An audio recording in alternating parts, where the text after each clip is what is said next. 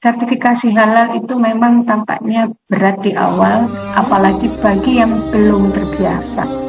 Tetapi pada akhirnya nanti ini akan menimbulkan kepuasan atas kebutuhan konsumen tidak hanya bagi muslim, tapi juga non-muslim.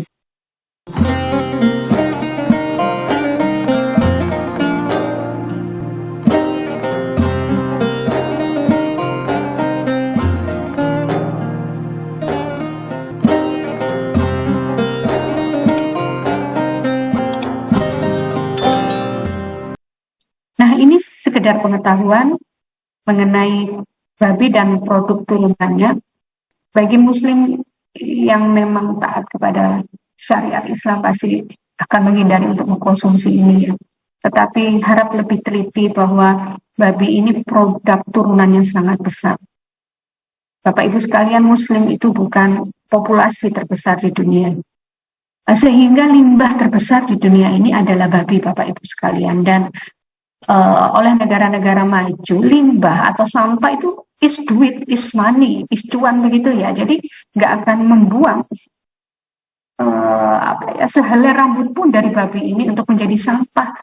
Dan ini diolah menjadi berbagai macam, Bapak Ibu sekalian. Kita mulai dari dalam sendiri ya, jeroan, ya empedunya itu taurin. Kemudian pankreasnya, insulin, contohnya adalah dulu penderita diabetes akan disuntik dengan insulin babi, tetapi sekarang ada yang halal ya, dari eksudat bakteri E. coli yang dikonstruksi gennya bisa menghasilkan insulin seperti insulin manusia.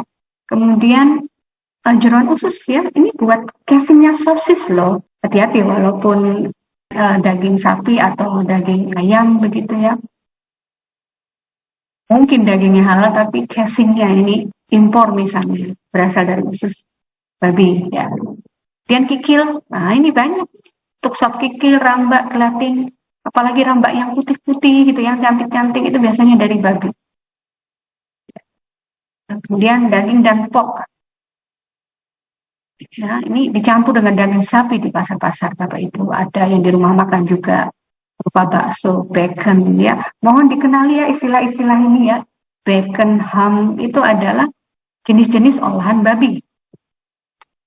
Kemudian pasta hati unggas dan asam amino. Biasanya ini ditambahkan pada misalnya produk susu, makanan ya. Asam amino itu adalah senyawa yang lebih simpel dari protein ya. Nah, ini bisa mengekstrak dari daging babi. Kemudian lemaknya atau yang disebut lard ya. Ini bisa untuk membuat campuran sosis atau susu agar apa? Ini lebih kental ya. Ketika dididihkan itu tidak mudah pecah begitu ya, lebih lembut ya. Ini juga bisa untuk bahan shortening roti, biskuit ya, perasa. Ya, ini tujuannya adalah untuk melembutkan ya, bisa untuk penyedap dan minyak babi. Minyak babi itu sendiri bisa untuk pencampur vegetable oil. Jadi jangan terlalu confident dengan misalnya sunflower oil, kemudian palm oil begitu ya. Jangan confident karena ini ada juga indikasi dicampur dengan minyak babi. Ya, juga gorengan ya, bakpia, bakmoy, bakmi. Ya, harus hati-hati dengan bak ini. Tapi orang Jawa sudah memasak ini tanpa menggunakan lemak babi. Tetapi resep asli itu kan makanan-makanan dari etnis Tionghoa ya, yang memang resep aslinya sebetulnya dengan menggunakan minyak babi, tetapi ini sudah diganti oleh Muslim, orang lokal dengan menggunakan lemak ayam. Ini juga lezat saya kira. Kemudian dengan tulangnya, kuah bakso bisa untuk karbon aktif, untuk kalsium ya. Nah, saya ingin bicara tentang karbon aktif. Bagi yang sertifikasi halal, walaupun itu sekedar air mineral, kenapa itu tidak boleh confident untuk mencantumkan itu halal begitu ya? Nah, kecuali kalau memang air itu diambil di alam begitu langsung begitu, di depo-depo isi ulang. Nah, itu ada juga perangkat-perangkat penyaringan yang untuk menghilangkan bau dan rasa agar bau logam dari pengiriman atau bau lumut ya dari sumbernya itu hilang, itu disaring dengan menggunakan karbon aktif yang kemungkinan itu berasal dari arang tulang babi, dan itu jadi titik kritis. Ya, kemudian kalsium ini juga bahan dari tulang. Ya, ini bisa untuk ditambahkan pada susu. Jadi susu kaya mengandung susu kaya kalsium gitu ya. Nah, ini juga kalau tidak berhubungan halal, hati-hati. Ini bisa kalsiumnya dari tulang babi. Minuman lain, pasta gigi. Untuk apa ini? Untuk pelembut. Untuk dia agar menjadi pasta. Itu dicampur dengan tulang babi. Gelatin ya, ini tulang yang diproses lagi diambil seperti lendir padatnya itu adalah gelatin. Nah, itu bisa dipergunakan untuk stabilizer pada produk jus, sirup, margarin, cake dan biskuit, juga untuk pelembut cake dan biskuit ya, untuk puding, jelly, kapsul, fly, marshmallow. Ini paling banyak ini marshmallow, terutamanya impor ya. Ini limbah loh marshmallow itu, cuma rasanya manis, enak, penampilannya bagus, padahal ini limbah dari tulang babi ya. Ini bagi yang marshmallow yang tidak bersertifikasi halal ya. Kemudian ada emulsifier, ada candy ya. Emulsifier ini biasanya untuk yogurt, es krim dan mentega. Jadi jangan terlalu confident dengan yogurt yang ada di supermarket. Itu memang kita akan sulit ya. Saya sendiri paham betul bagaimana membuat produk susu, karena tesis saya ketika S2 di Thailand itu adalah sebetulnya produk turunan dari susu, tapi saya fokus ke halal cheese. Jadi bagaimana mengisolasi dan men-screening mikroorganisme terutama bakteria sebagai alternatif dari koagulasi susu, sehingga timbul koagulasi dan kemudian diolah menjadi keju. Pada yogurt pun juga demikian. Kan yogurt yang ada di supermarket tuh sangat lezat, teksturnya lembut. Itu sudah penuh olahan itu. Kita bikin sendiri susah seperti itu. Long riset lah kalau mengenai produk susu itu, karena dimiliki oleh negara-negara subtropis yang biasanya non-muslim. Riset-riset mereka di bidang produk olahan susu itu sudah very advanced ya, dan bahkan banyak melibatkan bahan-bahan penolong dan bahan tambahan yang mostly Bapak Ibu sekalian adalah berasal dari produk-produk turunan babi. Dari tulang ini selain kalsium tadi juga ada fosfor. Kemudian bagaimana darahnya? Ini bisa untuk sosis ya, warna merah, dan untuk menguatkan rasa.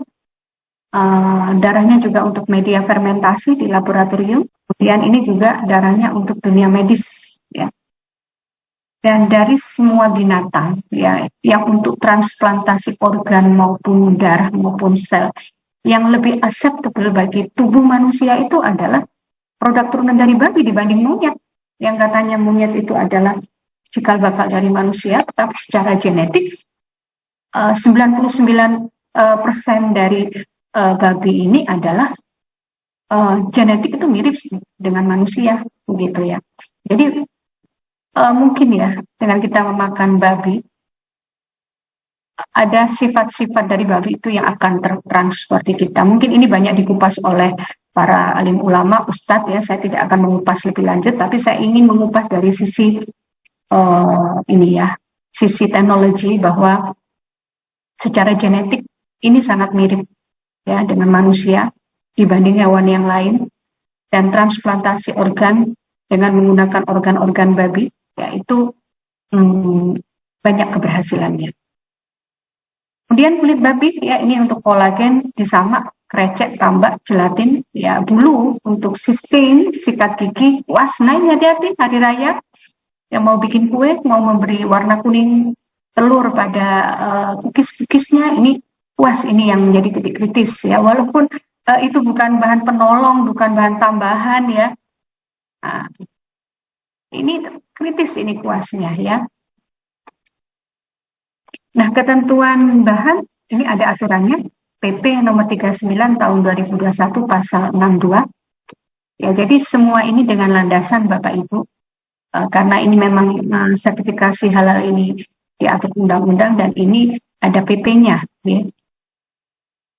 Jadi data produk dan bahan yang digunakan dalam proses produk halal harus merupakan produk dan bahan halal yang dibuktikan dengan sertifikat halal. Ya, ketentuan tersebut tidak diperlukan ini ya, yang masuk positive list atau low risk ya, jika berasal dari alam berupa tumbuhan dan bahan tambang tanpa melalui proses pengolahan. Kemudian dikategorikan tidak berisiko mengandung bahan yang diharamkan, tidak tergolong berbahaya, serta tidak bersinggungan dengan bahan haram.